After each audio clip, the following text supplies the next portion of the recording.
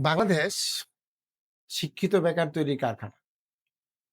অথচ পৃথিবীর অনেক দেশ তারা তাদের যে তরুণ সমাজ তাদেরকে আপনার একটা একটা লেভেলের শিক্ষায় শিক্ষিত করে তাদেরকে কর্মমুখী শিক্ষায় আপনার আ আ পুশ করছেন। সেই ক্ষেত্রে বাংলাদেশে কিন্তু অনেক ধরনের কর্মমুখী শিক্ষার ব্যবস্থা আছে। যেমন আপনি দেখেন যে আমাদের দেশের যে পরিমাণ আপনার অদক্ষ শ্রমিক মধ্যপ্রাচ্যে, ইউরোপ, অস্ট্রেলিয়া, কানাডা বা আমেরিকাতে গিয়ে প্লাম্বারিং এর কাজ করতেছে। তারপরে ইলেকট্রিশিয়ান হিসেবে কাজ করতেছে, রাজমিস্ত্রি হিসেবে কাজ করতেছে। জেনারেটর যে কাজগুলো আছে সেগুলি করতেছে। তারপরে আপনার বিভিন্ন ধরনের ছোটখাটো যে ইলেকট্রিক্যাল কাজ, তারপরে আপনার যে আমাদের যে স্যানিটারি যে কাজগুলা আছে এইগুলা করতেছে। অথচ আমাদের দেশে এইগুলা কেন করে না?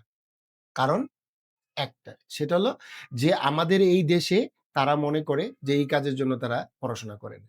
অথচ পৃথিবীর অনেক দেশে আছে। আপনি যদি আপনার একটা ছোট্ট একটা উদাহরণ দেই।